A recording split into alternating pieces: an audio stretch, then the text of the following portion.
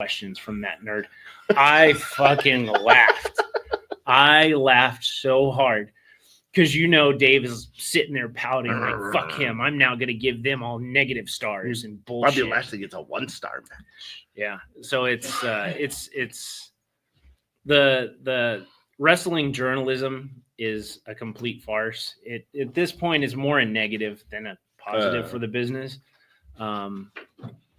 So I still think Jade was solely taken off TV because they're running out of ways to protect her, mess with Bianca and Jade without actually breaking them up. Yeah. And if this is how they do it, whether we get the Bianca heel turn from this or not, if she's not injured, I'm sure they're going to have her in the PC working and improving. You know what I mean? Which is a positive because you don't want to send her out on her first big WrestleMania singles match and have her stink the joint up. True.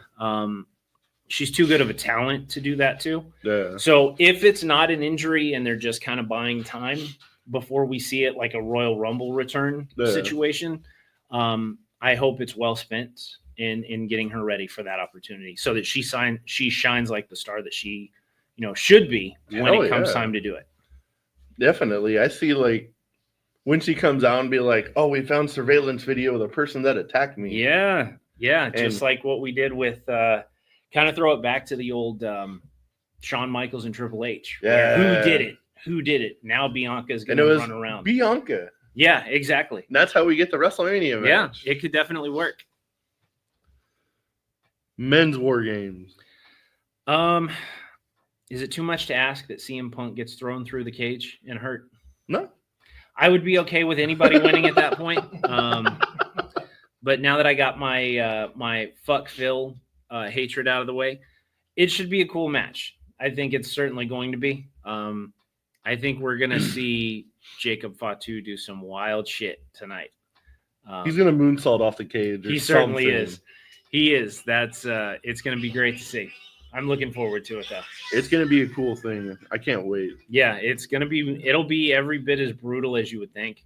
I think Roman and Solo, it'll come down to those two. Yeah. And when Roman lays it down, he's going to fuck him up. It'll be cool. It's going to look really good. Definitely. It's not like Jacob Fatu won the advantage. Yeah, that was you got to give the heels the advantage in that story. Yeah. That's the whole crux of the story. That's the whole point of War Games is for the baby faces to come back and win. Exactly. Anything less than that, it just isn't going to work as well. That's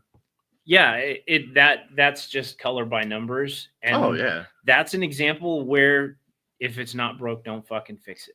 True. You know what I mean? Let the heels have the advantage. That's because in the women's one, the faces have it. The faces have it, which you're really running an uphill battle when you have the baby faces, because how do you get to the finish where the baby faces have been dominating the whole time, especially when you have a powerhouse like Rhea Ripley, whereas the heel team, they have Nia, but it's just they have the Blob in the back. Yeah. I mean, how are you going to set up the baby faces to work from behind the whole time? Yeah. And then build to that finish? It's going to be great on the men's side. It's going to be interesting on the women's side. I don't know how that's going to work out. Liv Morgan gets the pinfall. Yeah, that'd be great. Over Rhea, in fact. Yeah. Over Rhea. Because you have to at some point, the whole scared thing, the scared heel, it kind of wears thin. So you have to give Liv something where she can say, I'm not afraid of her anymore. And then Rhea can put her in a position where goddamn cage. Exactly. And then Rhea can say, do it twice. Let's see if you can do it again. But yeah, back to the men's. It's going to come down to Roman and Solo. It has to for a storyline purpose, unless we're going to eventually get Roman versus Solo. And I don't think there's as much power behind that. It'll be a good supporting act for a Saturday night's main event. But it's not. I don't see the point in dragging that out and wringing it out for more money there. Now with CM Punk saying that Paul Heyman owes him a favor. Do you think that favor comes in like WrestleMania wise, or what do you think that possibly means? I have no clue. You know what I mean? And that's what makes it interesting. Wonder if that's how CM Punk gets the title shot versus Gunther. Yeah, how that whole thing starts rolling. Yeah, how is Paul? But then again, how does Paul Heyman weasel Punk's way into the match with Gunther? Yeah, but we'll see how it goes. It's going to be that, and that's one of the gotta love the unpredictability of it. Is what is that one favor? True. So what I like about WWE now, it's like so unpredictable that you can't guess really what's going to happen. Yeah, there's no, I'll watch it next week. I already know what's going to happen this week. When Vince was there, it was like, oh, this is how Raw's going to end. This is how the pay-per-view is going to end. Yeah, you could run weeks at a time knowing what was without having to watch. And then it was like you'd read through the results later on, like, okay, yeah, that called that. Okay. Oh, when do I need to watch this again? You really didn't have to until the end of a feud to see who. You could watch his pay-per-views and just be like, "Oh, that's the recap of their feud," which you knew what was going to happen. Yeah, exactly. That's what I did for a while. I started watching pay-per-views. Yeah, and God knows we're getting even more of it from the looks of the way things are going. We're going to have even more weekly wrestling to keep up with. So somebody in some company is going to get pushed to only the big events or only, fast forwarded DVRs because there's just too much to keep up with. Thank you, DVRs, for coming out for my sole purpose of watching. Fucking kidding. Too goddamn many hours of wrestling. Yeah, I can't do it every night of the week. So DVR certainly helps. Hell yeah. I love wrestling and all, but it's like 5 days a week. And now it's going to be like 3 hours a night. Yeah, it really is. And I mean, we talk about WrestleMania weeks being exhausting. Now we're in an age where there's wrestling on every night, and I just don't have the attention span for it to want to watch it 7 days a week, every single week. Some of my wrestling may or may not come from Instagram reels. Yeah. Clip it down to 60 seconds, and then I'll watch it every week. Hell yeah. Especially in the age of everybody's got some form of letters of ADHD or whatever. Yeah. But everybody's on a spectrum somewhere. Holy shit. I swear to God, it's everybody. Yeah. But now it's even to the point where people get mad at the 5-second YouTube commercials, which I pay for the non-commercial version because instant gratification, buddy. Anything that's going to interrupt that, what the hell are we doing with it? I'll pay 5 seconds, or I'll pay $5 extra to not be inconvenienced. I was like, it's 2024. What's even buffering and what's commercials? It's stupid. Yeah. Oh, funny. I forgot to talk about it last week, but somebody asked Triple H about the whole buffering issue for Netflix. Oh, yeah. And he was like, they said 50 to 60 million people watched the Jake Paul versus Tyson fight, and that's what caused the buffering. So if 50 to 60 million people watch Monday Night Raw, bring the buffering on. Yeah, well, I think that's wishful thinking. That's a far stretch, but I'm pretty sure Netflix has already gone to work on their servers. Yeah. To be like, we should make sure this don't happen again. Well, I mean, I think if it had been even look at high side, 10 million viewers, watching Raw live. Yeah. If it can hold and only buffers at 60, they'll be fine. Even if you're hitting 10,000 or 10 million, realistically, that number is going to be 5 watching the live broadcast. And then, throughout the week, people catching up. So I don't think WWE is going to run into the issue. Now, when they get to WrestleMania and everything like that, when the Peacock contract ends up and everything gets moved over to Netflix, that's a different story. Once that Peacock deal is over, everything goes to Netflix. Certainly. There's no way it doesn't. Yeah, and at that point, Peacock will have a whole lot less to offer. Yeah. Well, we get on to the next topic. We're going to go to break real quick, pay some bills, and we'll be right back. We'll see you then. This is John Cena. I just wanted to send you a congratulations on your podcast. Thoughts count anywhere. Because indeed they do. Thoughts are important. I mean, what would we do without them? And how can they not count anywhere? Is there a place that thoughts don't count? I can't think of one. Well, I just wanted to say thank you very much, congratulations, and good luck on the podcast. Thoughts count anywhere, because they do. All right, we're back. We're back. Survivor Series, one of the big 4 pay-per-views. Certainly, it's What one was of my like favorites of the year. Yeah, so. definitely.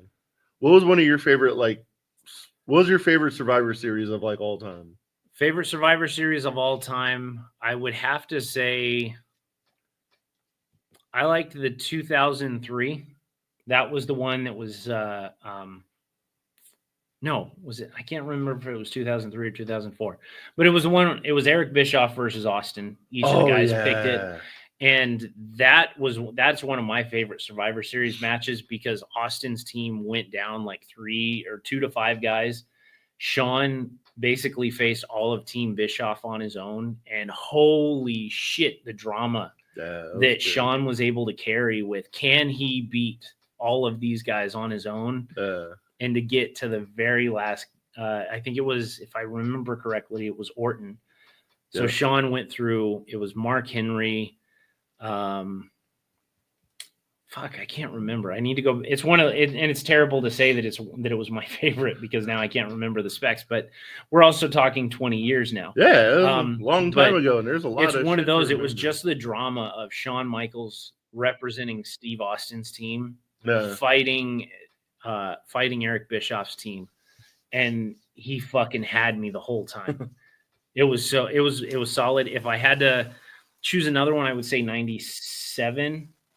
Obviously we know what Survivor Series 97 was, but the card behind it was stacked as well. Brett's unfavorite event. Yeah, well, after Starrcade, but I don't think he remembers that one very well. I always like the wild card matches when they had like the heels and faces on the same team. Yeah, those were always fun. And speaking, because we're getting so many of these 2-night major pay-per-views, if we ever get to a Survivor Series where we're running 2 nights, I want it to be the first night. The first night, have your team matches, and then the second night, solo matches. Yeah, that'd be cool. You know what I mean? And we could go back to the original format where the winners of the singles of the team matches get into whether it's title matches or something like that. You know what I mean? Kind of like a reverse Battle of Los Angeles tournament, like PWG used to run, where you have your team matches on night 1. Use those team matches to use the story leading into the team matches to get to your singles matches and your title matches on night 2. That'd be cool. I think that'd be really cool. Definitely.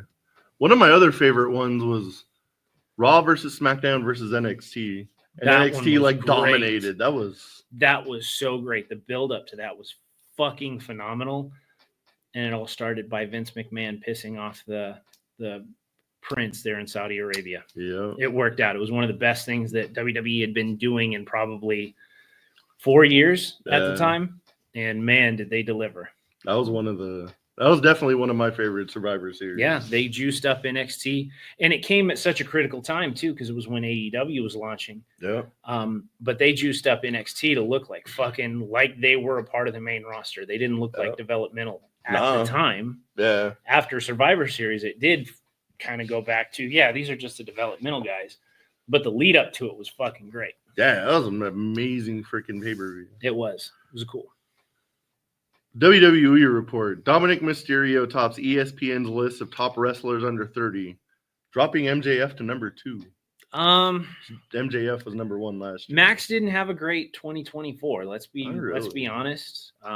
He was basically done. He won the. Yeah, he just didn't have a good 2024. Not really. If that's the scope that we're looking at of the year of 2024.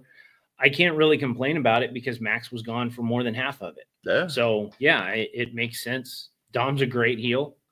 That's one of those character work does everything for you.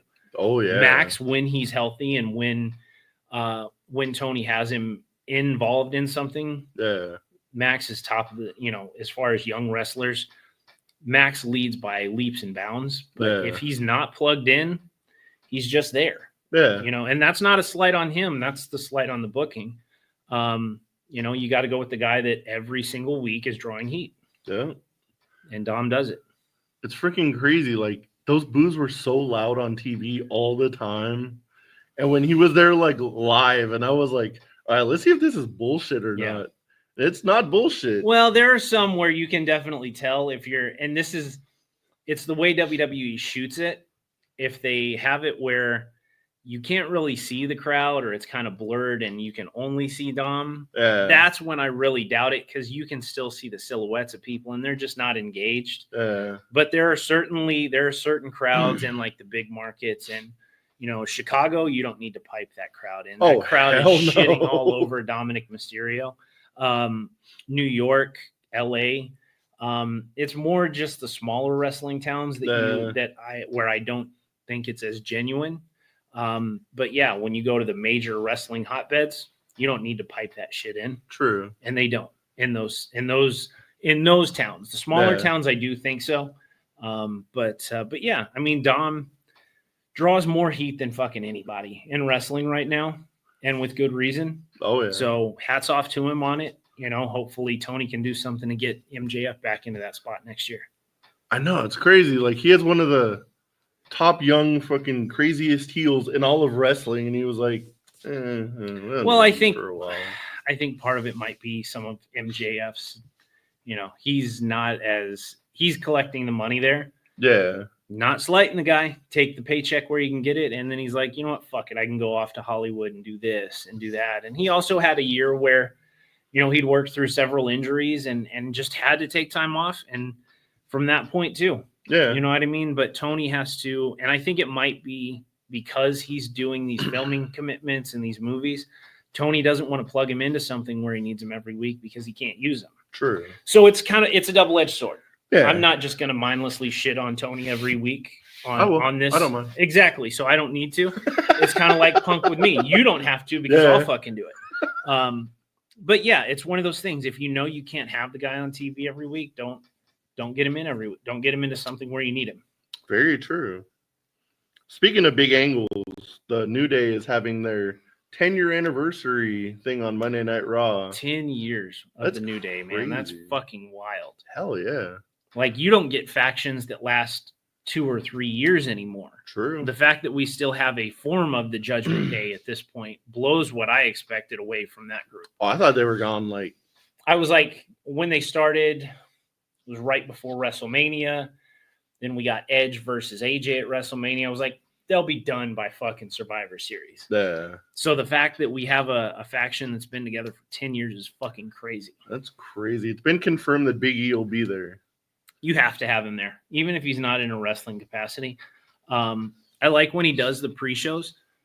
I mean, the guy's he's one of those that he's so charismatic. He just he's a good public speaker. So when we're going out and hiring Tessitore for announcing, and nothing against Wade Barrett. Wade Barrett's a fine announcer and color guy. I'm surprised we haven't seen Big E move into that announcer position. Yeah, me too, actually. Because he does. He's so he's charismatic as hell. Yeah. Like, he takes something simple and just the energy that he puts into it, it makes sense. It works. So it'll be good to see him again. Hopefully we see him back in the ring at some point.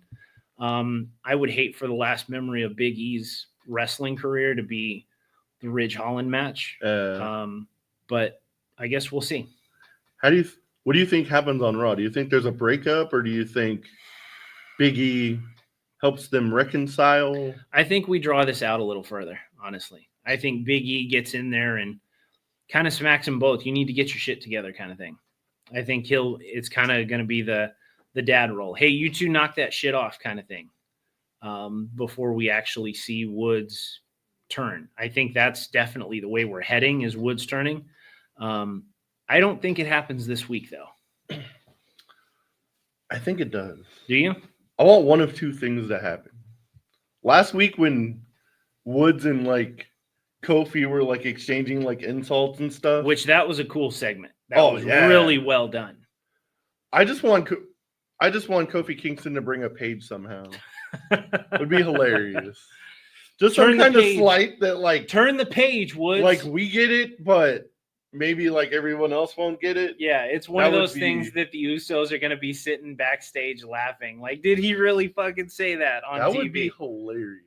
Yeah. Or I want Big E to come back, kind of get them all back together, and then at the very end, Big E turns on them both, and that's how we realize Big E's back. That would be cool.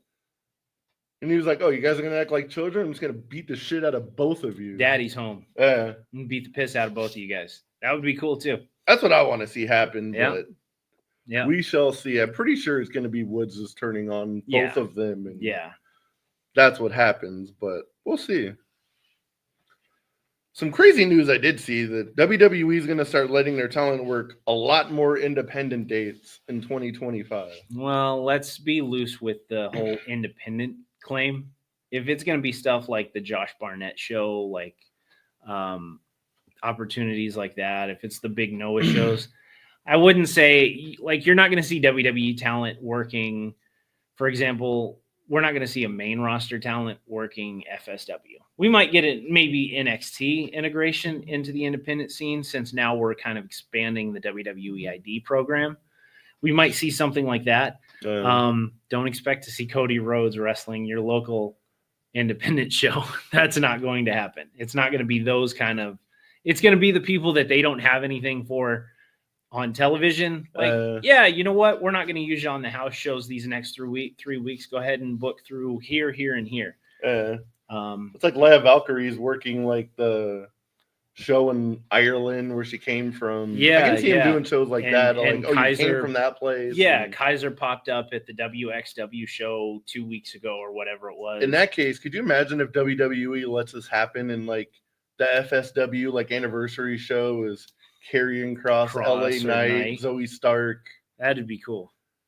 And everybody else who's come from there. Yeah. That would be wild. Yeah, that would be cool. It would, it gets guys out on the road since WWE's kind of scaled back the house show schedule. If the idea is we're going to send our talent that we need to expose to working in front of crowds, if that's the goal of that, I'm all for it. Yeah, me too. It's a good idea. You know what I mean?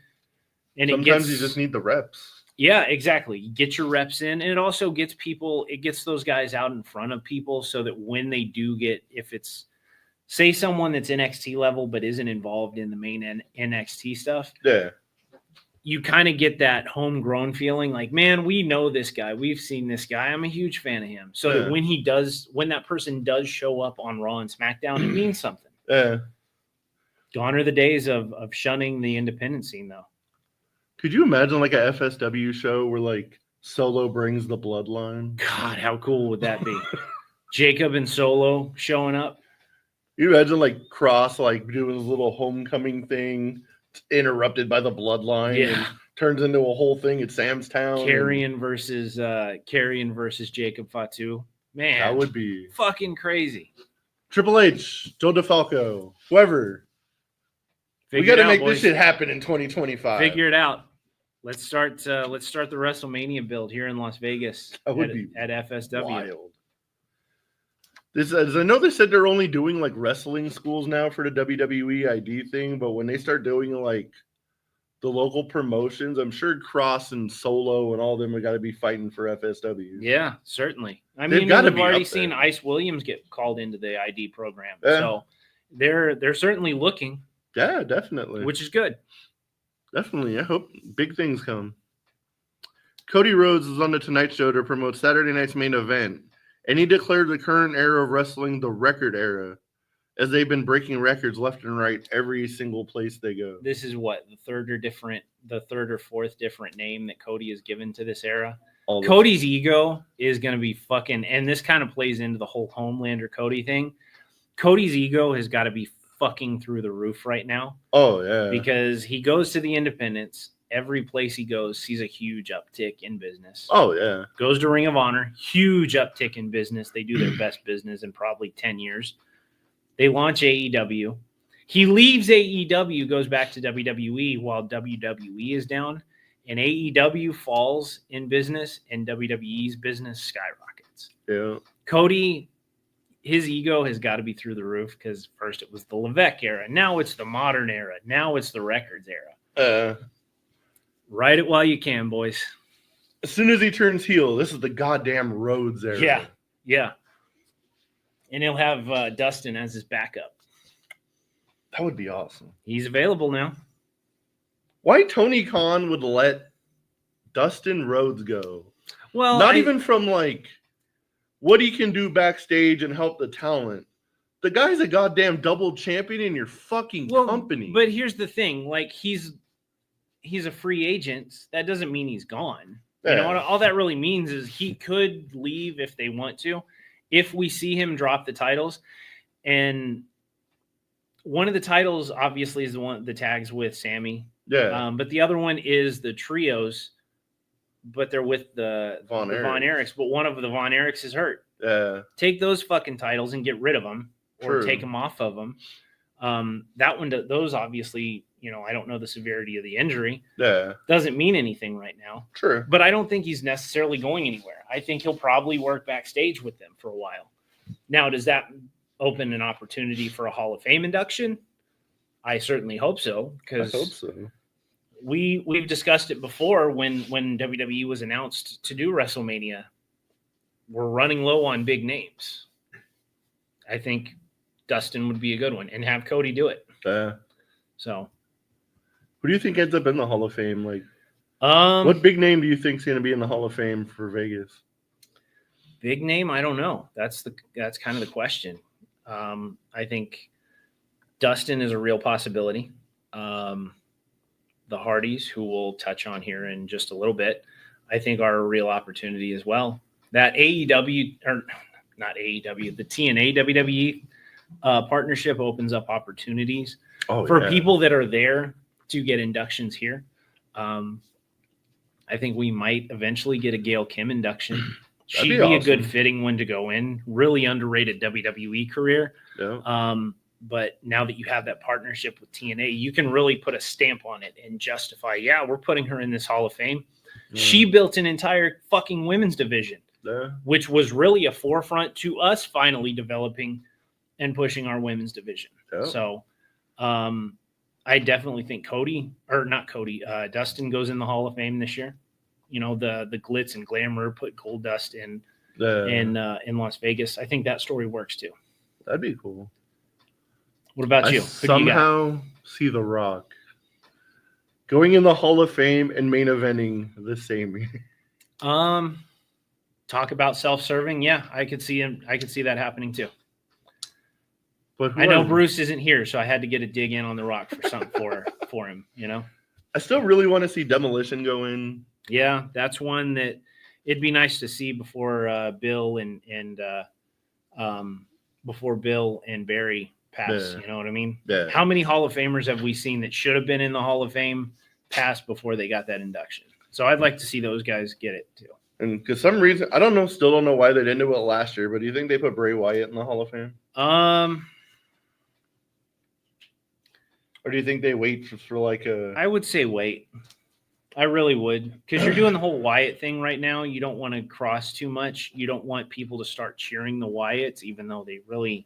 Some of them already do. I think if you use them to highlight the Wyatt induction, it's just going to take it over the top. Yeah, that's true. So I don't know. It's interesting. It's one of my favorite parts of the year. I think we probably get Batista, the overdue one, because they pulled him during the COVID Hall of Fame. Yeah, and now, 39, he was doing a movie. Yeah.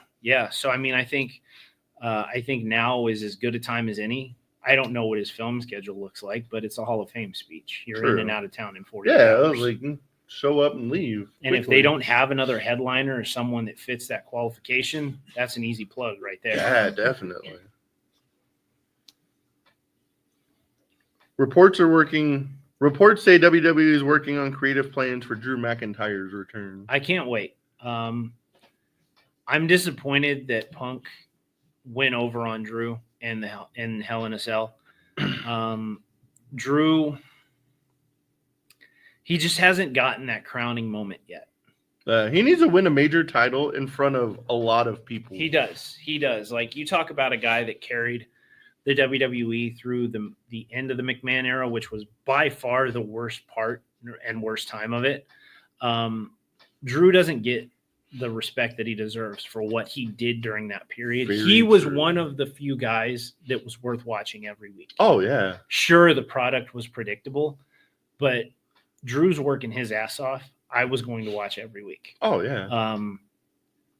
I would like to see Drew get a world title somewhere in front of a live crowd.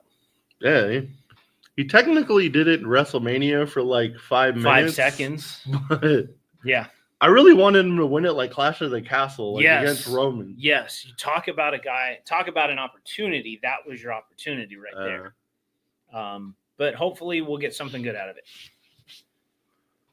John Cena is confirmed for Elimination Chamber, which is being advertised as his last time in Toronto. Well, I mean, he made the big speech that he was going to be retiring. Was done in Toronto. So I guess, that's as good a place as any.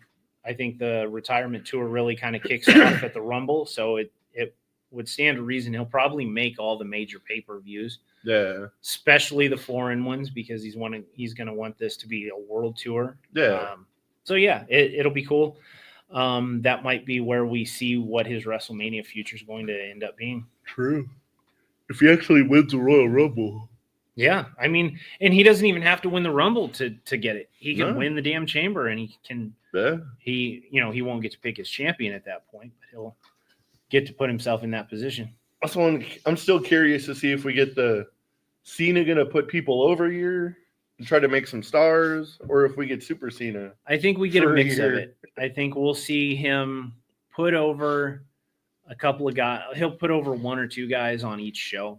Yeah. 1 or 2 that'll end up on Raw, 1 or 2 that'll end up on SmackDown at the next draft. Yeah. Just so that they can hang their hat on. Yep, he beat John Cena in his final year. But I think a lot of it, I don't think we're going to see Cena looking up at the lights a lot in his final year, because in the last few years we've seen a lot of that. Yeah. So he'll probably go over more than he goes under. Oh yeah, there'll be a lot of Cena winning in 2025. Certainly will. I wonder if he actually loses or wins his very last match in December. The very last match probably wins it. Probably. I can see him winning it. We got Jacob Fatu. Yeah, we covered that one already.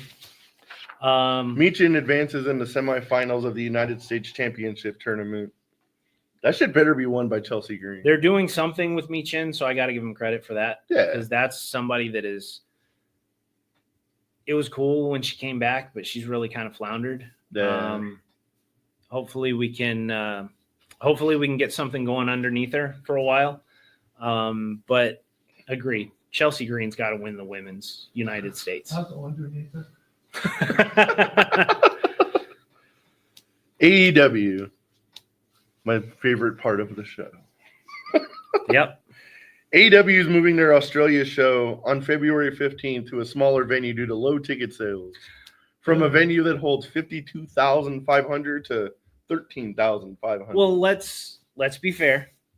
WWE did the same thing here in Las Vegas, of all places. True. And it wasn't that long ago. They booked Allegiant, I think 35,000 tickets was what they had intended to fill Allegiant for Money in the Bank. Yeah. And they moved it to MGM. It's a part of the business. We can't weekly say AEW needs to start booking smaller venues and then shit on them when they do it. That was because Homelander got hurt and AEW still sucked. But Australia, from what I understand, it's hard to sell tickets because I think the venue where they were planning to run the show logistically was fucking insane. Was like across the entire continent from where all the major cities were. Oh, that's stupid. Why just from listening to, I think it was an attendance thing. I think that's what Tony was shooting for. I'm glad somebody got in his ear and said, "What are you doing? Don't run this venue. You're not going to be able to sell it." But from a friend of mine that lives in Australia, he said even when WWE ran Elimination Chamber, they had a problem selling tickets. Oh, wow. Jeff Jarrett has talked about it because he was a part of the Hulkamania tour. Or not Jeff Jarrett. Eric Bischoff talked about it. Yeah. He said selling tickets in Australia is difficult because you only have so few areas that you can run and draw people. Yeah. So I applaud Tony for coming to his senses in this case. It's easy. Tony does a lot of dumb shit. I'm going to give him credit when he does something right. And moving to a smaller, more reasonable venue is a good call. They need to do that all of 2025. They do. All these visuals of They do. people just being on the floor. And Yeah, certainly. They need to run smaller venues. If you have to run a 5,000 seat venue for a while, go do it. Yeah. There's no shame in running houses that you don't have to paper and that you don't have to curtain off. Yeah. Sell a packed house, even if it's only 5,000 seats. True. Or the other option is cut your ticket prices. It's going to be one or the other. You're not going to fill 12,000 seat venues when you're charging as much or more than WWE is. Yeah. You're drawing a third, a quarter, a half of that. So you're either going to have to run smaller venues or you're going to cut ticket prices. I would say run the smaller venues and keep the ticket prices where they're at. Yeah, definitely. So it's the right thing to do. Yeah. Good call for once. I think we're going to see a whole lot more Kyle Fletcher in the next couple of months. Oh, yeah. That guy's... I think we're going to see more Buddy Matthews in the next couple of months, which is good. Those builds should have started before now. Oh, if definitely. you were going to try and run a big arena in Australia. Yeah. But, hats off to doing it the right way and saying, yeah, we're not going to, there's no point in taking a venue that we're only going to sell a fourth of. That Will Ospreay Kyle Fletcher match was. We all said last week Kyle should go over, but Tony won't do it. I'm glad we were wrong. Me too. That one was well booked. He made a star. He did, and now we're getting both of those guys. I don't remember the block breakdown of the Continental Classic. I would say if Kyle and Will are in the same block, that needs to be your final to determine who faces Okada. Oh, yeah. On the other side. Definitely. That needs to happen there. Oh, yeah. Ricky Starks has been pulled from all GCW shows after a couple interviews Tony Khan didn't like from Effie came out. Yeah, see, and that's where – and it's one of those things. I like Effie, but it's one of those situations where Brett Lauderdale was bitching about AEW running Hammerstein. Yeah. Work with him on this. Because a couple of years ago, Brett Lauderdale and GCW were using John Moxley. Tony Khan was paying John Moxley to go work those shows. Yeah. Don't shit on AEW and then complain that they're running as the same venue as you are. You know what I mean? That's survival of the fittest. And Effie, it's one of those where Brett should have told Effie, listen, say what you got to say, but don't rock the boat. Yeah. Kind of thing. It's one of those things. Hopefully this inspires Tony to get Ricky back on. Do something. So. If you're going to keep him through the time that you're tacking on to his contract, do something with him. Don't just have him sit at home. Yeah, that's crazy. The amount of talent AEW has. It's astronomical. That they kind of just waste. They have more talent than they have TV time. Oh, yeah. They do. They definitely do. They need to figure something out. Yeah.